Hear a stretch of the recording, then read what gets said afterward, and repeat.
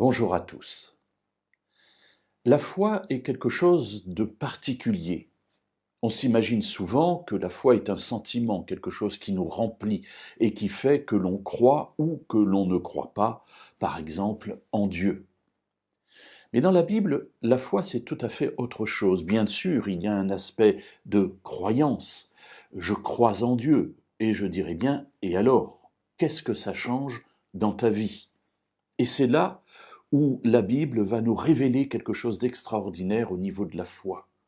Lorsque nous sommes remplis de foi, notre vie change. La foi amène à l'action. La foi amène aux décisions. La foi amène à désirer conformer notre vie à ce que nous comprenons à un moment donné de la volonté de Dieu pour nous.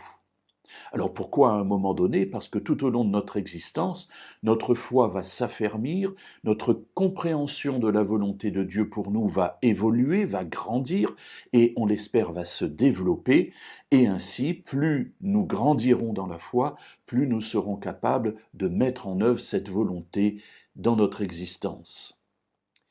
Dans la lettre aux Romains, dans la lettre aux Hébreux, au chapitre 11, nous voyons un récit, celui de Rahab. Chapitre 11, verset 31. Enfin, pas tout à fait un récit, mais dans ce chapitre 11, l'auteur va décrire un certain nombre d'épisodes du Premier Testament au cours desquels nous voyons des hommes et des femmes vivre quelque chose de particulier dans leur relation avec Dieu. Au verset 31, il nous est dit « C'est par la foi que Rahab, la prostituée, ne périt pas avec les non-croyants, parce qu'elle avait accueilli pacifiquement les espions. » Alors Rahab, effectivement, est une prostituée qui a accueilli les 2 espions envoyés par Josué pour voir la situation de Jéricho avant de l'attaquer. Elle les a accueillis et elle a dit « Nous savons ce qui est arrivé à tous les peuples qui vous ont barré la route depuis votre sortie d'Égypte. Nous avons appris ce qui est arrivé aussi aux Égyptiens. Et notre cœur défaille, nous sommes dans la terreur devant vous.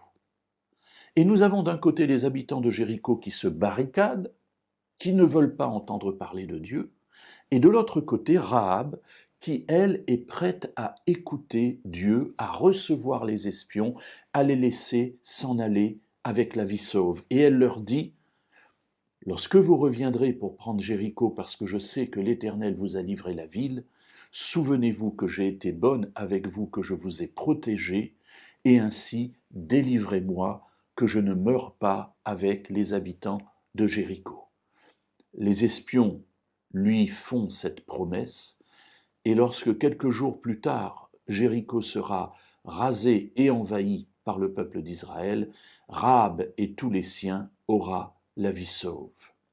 Alors, ce n'est pas la foi simplement de croire que Dieu existe, ou de croire que les Israélites allaient venir pour détruire la ville qui a sauvé Rahab.